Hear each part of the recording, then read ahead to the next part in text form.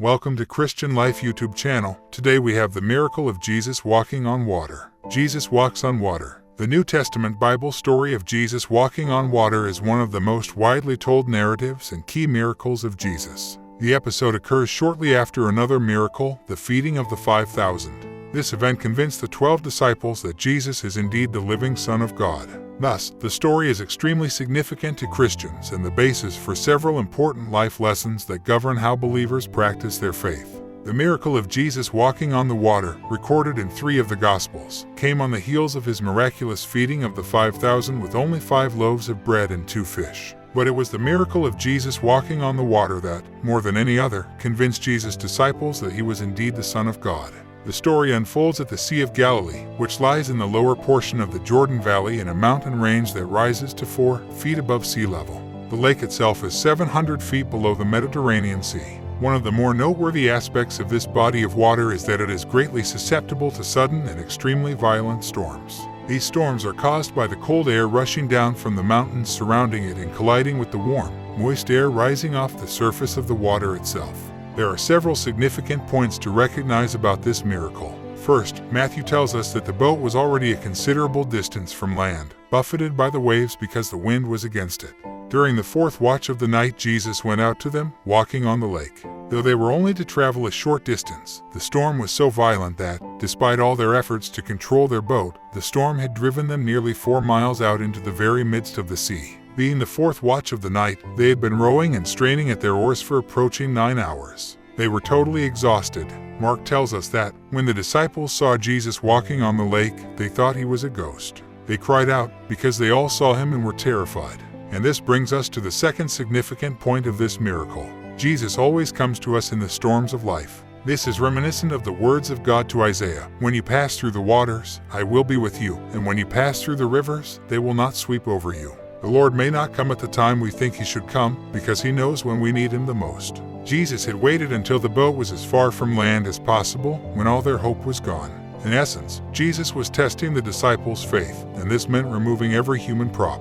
Why did Jesus walk on the water? To show his disciples that the very thing they feared, the raging, seething sea, was merely a set of steps for him to come to them. Often we fear the difficult experiences of life such as illness, loss of loved ones, and financial hardships only to discover that these experiences can bring Jesus closer to us.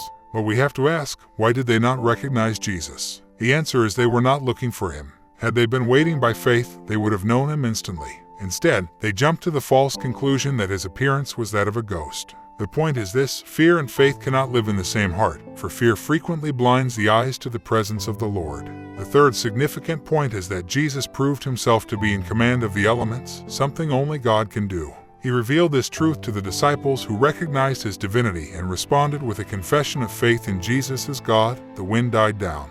Then those who were in the boat worshipped him, saying, "Truly you are the Son of God." This was the first time Jesus was called the Son of God by the disciples, a statement that, in fact, built on what they had said earlier about him in Matthew 8:27, "What kind of man is this? Even the winds and the waves obey him."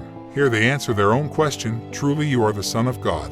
Though they had a long way to go in their spiritual understanding, the disciples were growing in their faith in the Lord.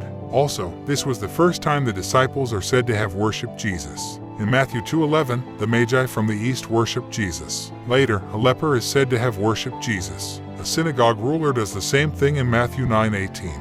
But this is the first time the disciples worshipped him. It is also important to note that their worship is joined to their confession. And this is what worship is: acknowledging who God is and praising him both for who he is and for what he has done. It was in this story that the disciples took the first step and worshiped Jesus as the Son of God. Key verses. Mark 6. They were all terrified when they saw him. But Jesus spoke to them at once. "Don't be afraid," he said. "Take courage, I am here." Then he climbed into the boat, and the wind stopped. They were totally amazed. Matthew 14. "Yes, come," Jesus said. So Peter went over the side of the boat and walked on the water toward Jesus. But when he saw the strong wind and the waves, he was terrified and began to sink. "Save me, Lord," he shouted. Jesus immediately reached out and grabbed him. "You have so little faith," Jesus said. "Why did you doubt me?" After feeding the 5,000, Jesus Christ sent his disciples on ahead of him in a boat to cross the Sea of Galilee. Several hours later in the night, the disciples encountered a storm that frightened them. Then they witnessed Jesus walking toward them across the surface of the water, and their fear turned to terror because they believed they were seeing a ghost. As recounted in Matthew verse 27, Jesus told them, "Take courage. It is I, don't be afraid." Peter replied, "Lord, if it's you, tell me to come to you on the water." And Jesus invited Peter to do exactly that. Peter jumped out of the boat and began walking on the water toward Jesus. But the moment he took his eyes off of Jesus, Peter saw nothing but the wind and waves, and he started to sink. Peter cried out to the Lord, and Jesus immediately reached out his hand to catch him. As Jesus and Peter climbed into the boat together, the storm ceased. After witnessing this miracle, the disciples worshiped Jesus, saying, "Truly you are the Son of God." Lessons from the story. For Christians, this story presents lessons for life that go beyond what meets the eye. Making room for God, Jesus sent the disciples away so that he could go alone to the mountainside and pray. Even with his busy schedule, Jesus made spending time with God a top priority. The story reminds Christians of the importance of setting aside room for God. Recognizing the Lord, even though the disciples had been with Jesus for a long time, they didn't recognize him as he approached in the storm.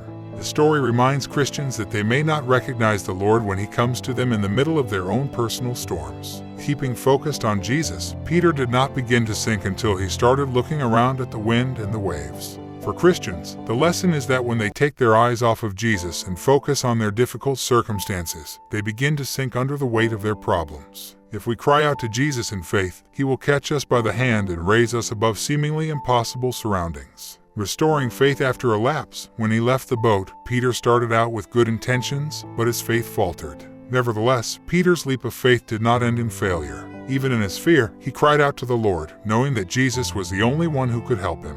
Peter's experience reminds Christians that a lapse of faith is merely a lapse and that the Lord is still there for believers when they call for him. Weathering the storm with Jesus. When Jesus climbed into the boat, the storm ceased. Believers can rest assured that when they have Jesus in their boat, he will calm the stormy waters of life. Thank you so much. Kindly subscribe to our channel.